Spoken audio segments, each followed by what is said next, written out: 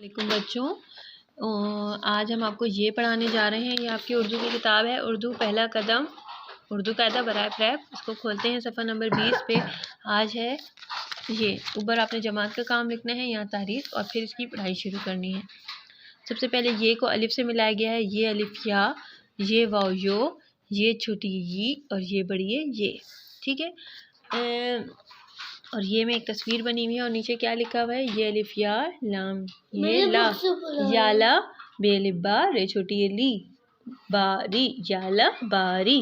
जो बहुत तेज बारिश होती है उसको क्या कहते हैं, याला बारी।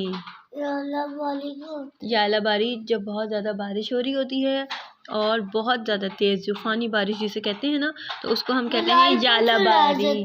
ठीक है, चलें आज का आपका उन्वान है। ठीक है, तो आप लोगों ने इसको दोबारा से पढ़ना है। इसमें बहुत कम ही अल्फाज हैं, या ये से बहुत कम जो है ना लफ्ज़ बनते हैं, इसलिए उन्होंने सिर्फ एक ही आपको बना के दिखाया है। ठीक है, तो ये आज आपका सबक है ये तो इसको आपने दोबारा से पढ़ना है और फिर इसकी आवाज़ को समझना है। ठीक है, ये आप आज के सबक बस इतना ही है। कल तक के सबक के लिए हम आपको दोबारा मिलेंगे। तब तक के लिए अल्लाह हाफ़िज़।